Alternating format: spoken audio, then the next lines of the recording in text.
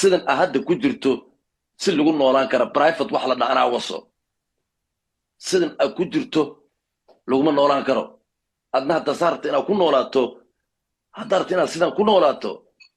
wallaahi oo billaahi oo tallahi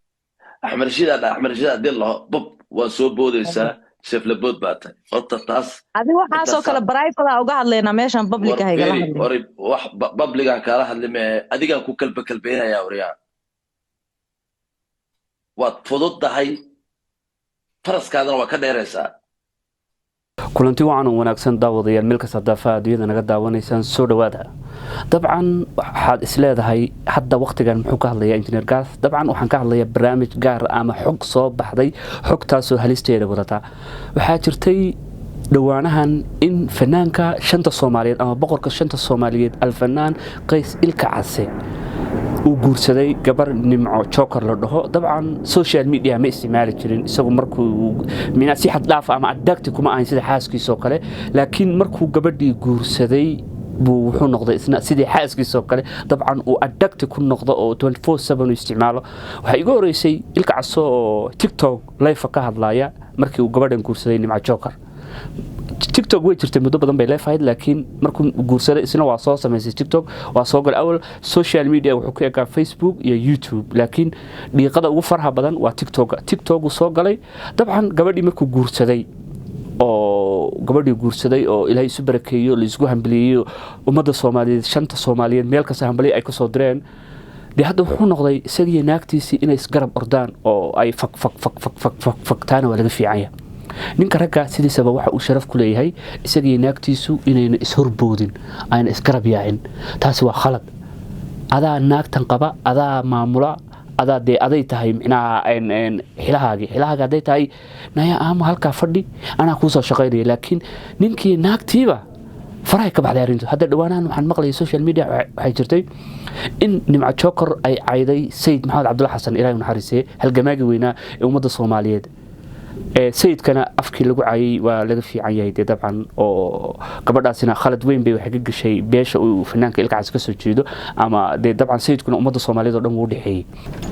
waxa jirtay in Nimco Joker ay sayidkii baala ka riftay sayidkiina waxa yaabaa ay ku tilmaamtay waa wax afkaynu soo mari karin Sayid Maxamed Cabdulla Xasan oo 21 sano ama hafa qarni la dagaalamayay gumaysiga Ingiriiska iyo Yurubiyaanka ku soo dulay qaaradda Afrika especially Soomaaliya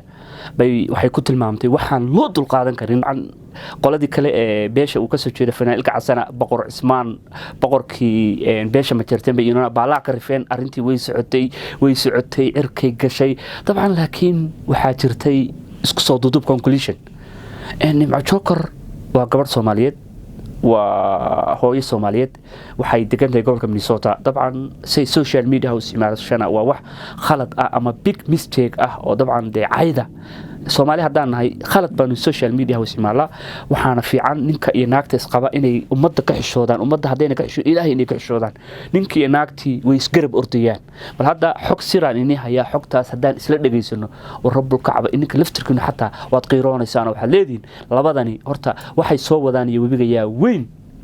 waxa ay ku hadlayaan hadaad maqashid alfanaan Ilka Case boqorkii shanta Soomaaliyeed iyo xaaskiisa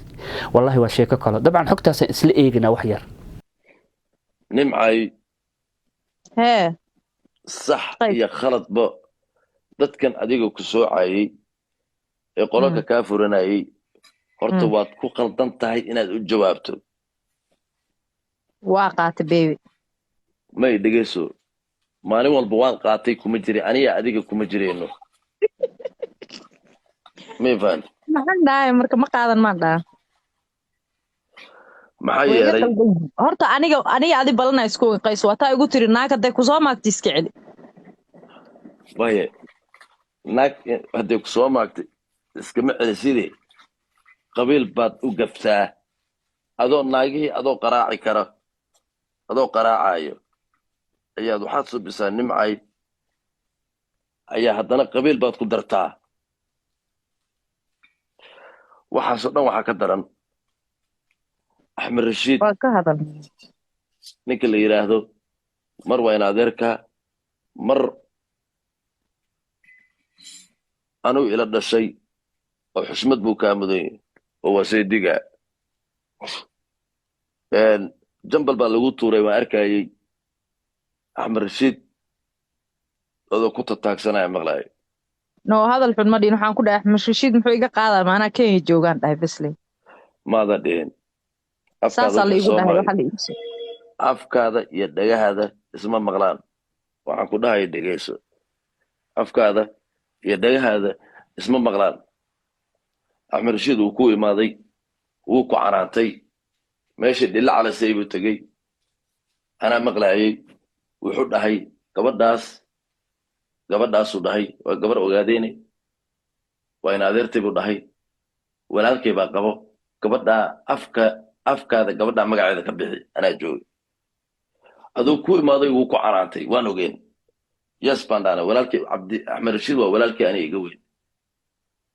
weligiis kumuu caayin wuu kuu hiiliyaa laakiin dadka hadalka ee dhahana u raacda waa ku arkay axmed rashiid haddii laho bob waa soo boodaysaa sheflabood baa tahay horta taas adi waxaasoo kale private uga hadlaynaa meeshan public ah igala hadlay war wax publican kaala hadli mee adigaan ku kalbeynayaa waryaa waad fududdahay faraskaadana waa ka dheeraysaa shalayba aad waxaa ogaadeen cayday oo intaan ogaadeen iyo reerka dhan intaan isku keenay aniga mas-uulka ka ahaa oo aniga aan raaligeli bixi aan ku dhahay gabadhii kale ogaadeen sheegatana aniga mas-uulka ahay oo reerka majeerteena walaaladeen aan raaligelinay sidan a hadda ku jirto si lagu noolaan kara private wax la dhaanaa waso sidan a ku jirto laguma noolaan karo adna hadda saarta inaad ku noolaato haddaad rabto inaad sidan ku noolaato wallaahi oo billaahi oo tallaahi inaad heer gaarayn qabiiladan aad maalin walba dusha ka korayso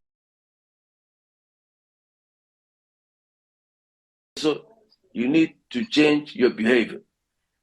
the way you are behaving is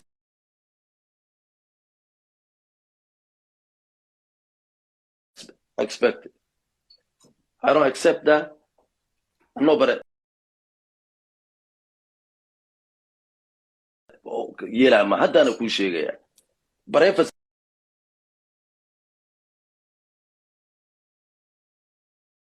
أي جرين عجيجة مركز أنا كشلي أنا أدي مل سوود يستاجني أو أنا أدي أزجور سني ميوقيس هرتا واللي باع النقطة عجيجة أنا عجيجة حتى ما رأي قرش النقطة من أصحابه لسه هالجميل وأصحابي كجرم يا هذا النقدي وينمع ويكون خلدين تا أيجا صارت بهد العاي لكن قبل هذا العاي سمانه وباليسوع كعنا أضياش أتوحر تفرتر تقريسو ما تقودن بيسو تبدأ بأنا كام مغلي كرين هدي أنا كام مغلان قفك حتى كوشي جاي كركا أنت كاجويو كركا شو سويراي حتى كوشي جاي والله قبل ذنب معي قلت halka ay gaxir qabiiladan caayaysa maalul beel maadeerada waa mid adiga carruurta aniga aad i dhashay bari mis aad dhashaba looga sheekeynayo wi ma ku fiicno waxaad maqlaysaa baan u maleeyaa maxaa kuu saara wey ma jeerteen dadkan hadday caayaan waxaan ku dhahay dhegeyso ma jeerteen hadday caayaan ma jeerteen adiga mas-uulka ma tihid waxaan ku dhahay qabiil haddii la dhaho adiga hadda maanta waxaad noqonaysaa gabar cawliyahane reer abgaabe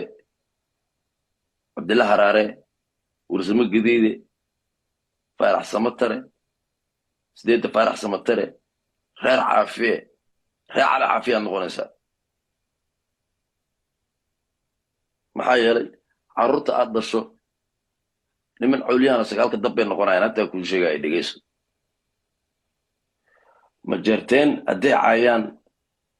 ma jeerteen waa cidda cududa weyn weeye ma jeerteen caay ma laha ma jeerteen caay ma laha haddaan kuu sheegayaa haddii maanta iyaga fiiri kulli reerka isku wada dar haddii maanta qabiil lagu faanayo oo maanta intaan u imaano aan dhahno war waad mahadsantihiin aan ammaan naga mudano waa majeerteen reerka madaxda haddii la dhaho waa majeerteen oo ammaan bay naga mudan yihiin boqortooyada haddii la dhaho waa majeerteen ammaan bay naga mudan yihiin tol jacayl haddii la dhaho maanta oo hoos aan u daadegno dadka ammaan naga mudan maanta waa majeerteen meesha aniga aan ka soo jeedo hoos ase fanaan waxaas ka soo deg shanta Soomaali hoos haddii la dhaho magaalada aniga gobolka aan ka soo jeedo Jubbaland ilaahay ka soko waxa wax ka dhigay waa Puntland waa majeerteen iyo harti weeye waxa garab istaagay haddii ayaga ay u bareereen inay caayaan ama qabiil kale majeerteen caayo adiga mas-uul kama tihid tolkooda ayay caayeen ayaga ayaa ceeboobay waa arkayay rag badan oo kululaadaan arkayay oo daaqadda kula qabsaday oo siday rabaan ku caayaan arkayay waxaan ku dhahay inay dhegeyso waalidkaada uu caayay waan maqlayay laakiin aniga waalidka uu caayay qofka asaga magaciisa ma garanayo haddaan maanta aan magaciisa raadiyana